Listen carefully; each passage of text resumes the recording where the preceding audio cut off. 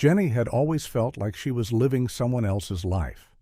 Every choice felt familiar, every dream seemed borrowed, every achievement hollow, as if she was performing a script written for someone else. 3,000 miles away, Jessica felt exactly the same way, that strange sensation of déjà vu that followed her through nursing school, art classes, and even her wedding day. Neither woman knew that their identical lives weren't coincidence. They were the result of a connection so deep that 30 years of separation couldn't break it, and when Ellen brought them together, they would finally understand why they had never felt complete. The studio was electric with anticipation as Ellen finished her opening dance to "Count on Me" by Bruno Mars, the song choice seeming almost prophetic given what was about to unfold. The audience was still buzzing from Ellen's monologue about the power of DNA testing to change lives, and the warm California sunshine streaming through the windows promised that this would be one of those episodes that challenged everything people thought they knew about destiny and connection. Jenny Martinez sat in the green room, nervously adjusting her lavender cardigan, a color she had always been inexplicably drawn to despite having no memory of why. At 30, she had the kind of natural beauty that came from genuine kindness, warm brown eyes that seemed to hold secrets she didn't know she was keeping, dark hair that she wore in loose waves, and a gentle smile that masked a lifetime of feeling like something fundamental was missing from her life. Jenny had never imagined she would be sitting backstage at the Ellen DeGeneres show. 4 weeks earlier, she had received the DNA test results that had changed everything. She had an identical twin sister living in Australia. The discovery had been both thrilling and terrifying, answering questions she hadn't even known she was asking while raising dozens of new ones about identity, family, and the strange feeling of incompleteness that had followed her throughout her life. What Jenny didn't know was that 3,000 miles away, her identical twin Jessica Chen was experiencing the exact same mixture of excitement and anxiety. Jessica had flown from Sydney to Los Angeles specifically for this reunion, carrying her own bag of questions about the parallel life she had unknowingly been living and the sister she had never known existed. "Jenny Martinez, you're ready in 5 minutes," a production assistant announced. Jenny took a deep breath, touched the small silver locket she wore, a piece of jewelry she had bought impulsively years ago because it felt familiar, and followed the assistant toward the stage. As she walked through the corridors lined with photos of Ellen's most memorable family reunions, she wondered if meeting her twin would finally explain why she had always felt like she was living someone else's story. Ellen's introduction was warm and intriguing. "My next guest recently made a discovery that has turned her understanding of herself upside down.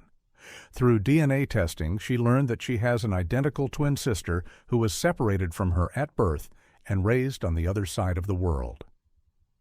Today, we're going to explore what happens when two people who share the same DNA live completely separate lives. Please welcome Jenny Martinez." The audience applauded as Jenny walked onto the stage, her nervous energy evident but endearing. Ellen greeted her with her signature hug and immediately sensed the mix of anticipation and uncertainty radiating from this thoughtful woman. "Jenny, thank you for being here," Ellen said as they settled onto the familiar white couch. "Tell me about growing up. Did you always know you were adopted?" Jenny's face reflected the complexity of her story. "Yes, my adoptive parents were always open about the adoption. They told me I was born in Korea and that my birth mother was very young and couldn't care for twins. They said my sister and I were placed with different families, but they never knew what happened to her." Ellen leaned forward with interest. "Growing up, did you ever sense that you had a twin out there somewhere?" "Always," Jenny said without hesitation. "I had this constant feeling that I was only half of something. I would look in mirrors and feel like I was seeing an incomplete picture. I would have conversations and feel like I was only hearing half of what should be said." It sounds crazy, but I always felt like I was waiting for someone. Ellen could see the depth of emotion behind Jenny's composed exterior. What made you decide to do the DNA test? Jenny's expression grew thoughtful. Last year I was going through some personal changes. I had just gotten divorced, was questioning my career path, and I realized I knew nothing about my genetic history. I thought it would help me understand my health risks, maybe give me some insight into my personality traits. I never expected to find family. The studio had grown noticeably quieter as the audience sensed the significance of Jenny's story. And when you got the results showing you had a twin, how did you feel? Ellen asked gently. Shocked, but also relieved, Jenny said, searching for the right words. Like suddenly this feeling I'd had my whole life made sense. I wasn't crazy for feeling incomplete. There really was someone missing. Ellen's producer instincts were telling her there was much more to this story. Jenny, you've been in contact with your sister Jessica for a few months now. What have you learned about her life? Jenny's eyes lit up with wonder. Ellen, this is where it gets really strange. Jessica and I haven't just been living separate lives. We've been living the same life. She's a nurse, just like me. She loves painting watercolors, just like me. She's been divorced for exactly the same amount of time as me. It's like looking at a mirror of my own existence. Ellen was fascinated. Can you give me some specific examples? Well, we both became pediatric nurses and work in children's hospitals. We both started painting as a hobby when we turned 25. We both got married at 27 to men named David, and we both got divorced last year. We both have the same favorite color, lavender, and we both collect vintage books, even though we don't know why. The audience was murmuring with amazement at these impossible coincidences. Ellen shook her head in wonder. That's incredible.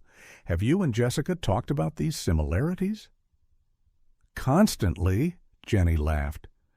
Every conversation reveals something new. We both studied abroad in Italy during college, in the same city, the same semester, and we both worked at the same cafe without knowing it. We both have this inexplicable fear of butterflies and this weird obsession with storms. It's like we've been living parallel lives. Ellen looked toward her producers in the booth, knowing that what happened next would either be the most amazing reunion or would reveal coincidences so profound they challenged understanding of human connection. Jenny, Ellen said carefully, would you like to meet your twin sister? Jenny's hands flew to her heart. She's here? Jessica's actually here? Ellen stood up and looked toward the stage entrance.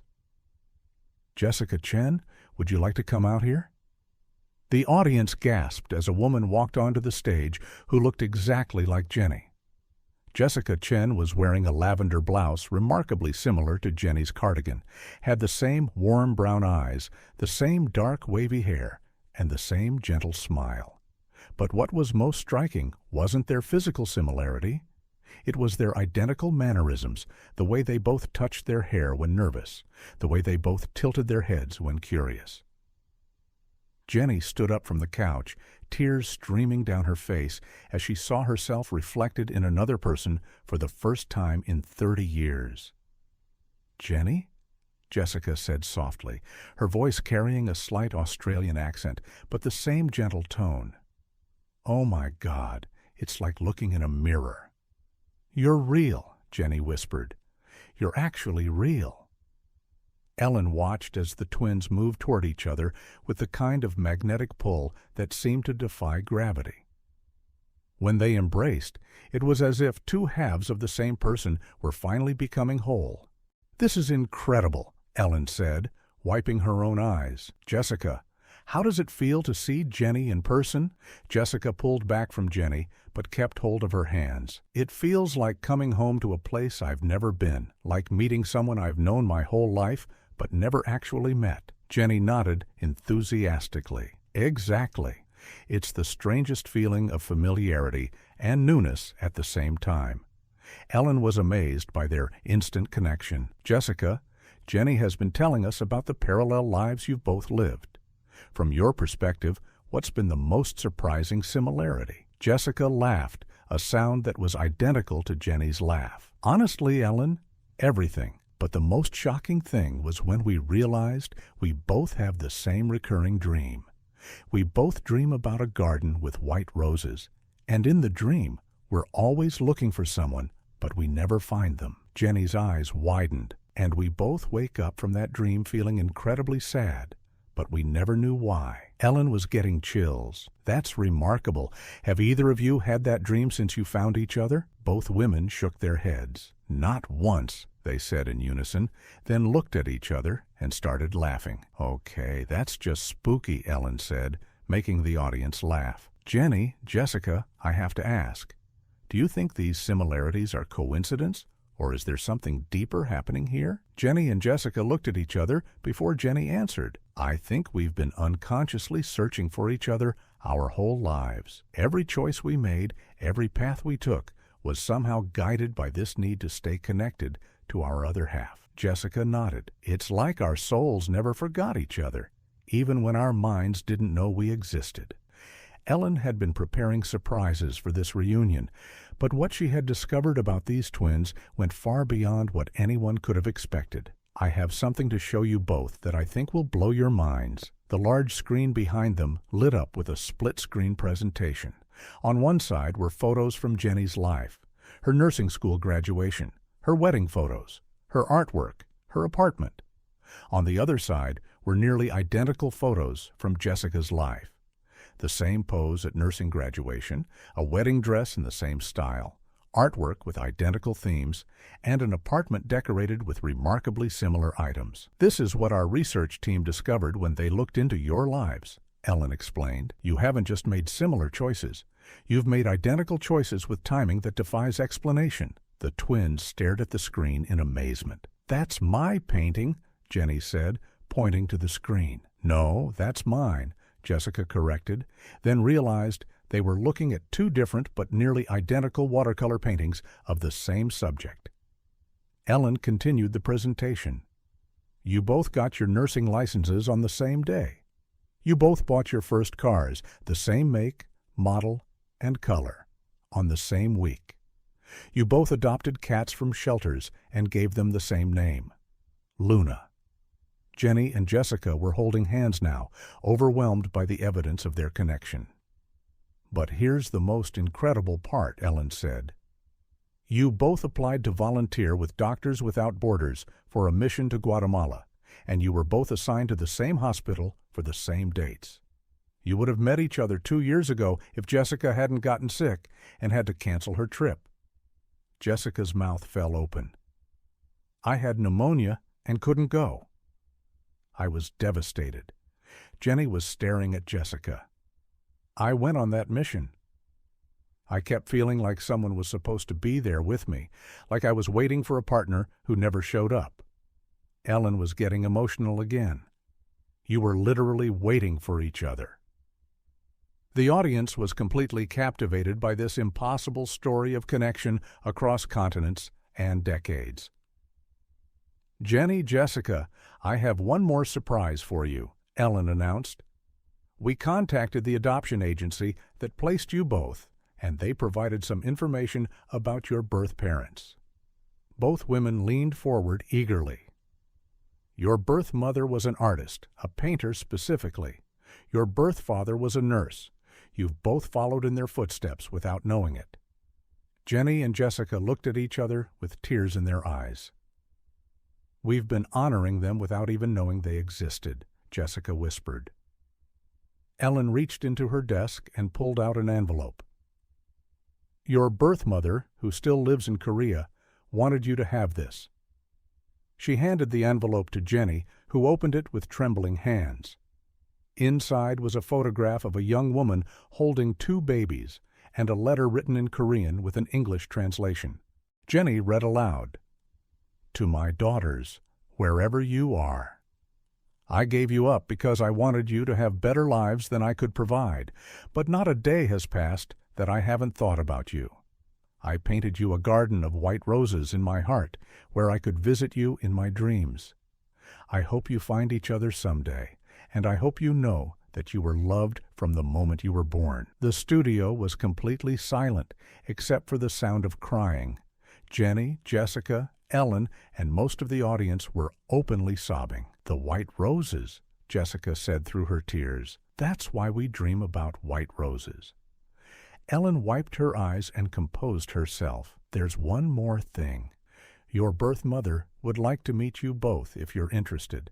She's been following your lives through the adoption agency and is incredibly proud of the women you've become." Jenny and Jessica looked at each other and nodded immediately. "Yes," they said in unison, then started laughing through their tears. Ellen smiled. "I also want to do something else for you both. You mentioned that you both love painting and you've both dreamed of opening an art studio. I'm going to help you make that dream come true. I'm providing funding for you to open a joint art studio where you can create together and teach art therapy to children in hospitals." The twins embraced again, overwhelmed by the generosity and the opportunity to build a future together. 6 months later, Ellen visited the Twin Canvas Studio in Los Angeles, where Jenny had relocated to be near Jessica. The studio was a warm, bright space filled with their artwork, paintings that complemented each other so perfectly they looked like they'd been planned as pairs. "Any regrets about the years you lived apart?" Ellen asked as she watched the twins teach a group of children. Jenny and Jessica looked at each other and smiled. The same smile at the same moment. "We think we needed those years to become the people we were meant to be together," Jenny said. "Besides," Jessica added, "we have the rest of our lives to make up for lost time." The twins had indeed found each other just in time to meet their birth mother, who had flown from Korea for an emotional reunion that Ellen had helped arrange. The three women, mother and daughters, had spent days catching up, sharing stories, and marveling at how genetics had guided the twins towards similar choices, even across oceans and decades. Because sometimes the most profound connections aren't learned, they're born. Sometimes two people can live identical lives without ever meeting, guided by DNA so deep it transcends environment, culture, and consciousness. And sometimes the feeling of living someone else's life is really the feeling of living only half of your own, waiting for the other half to find you.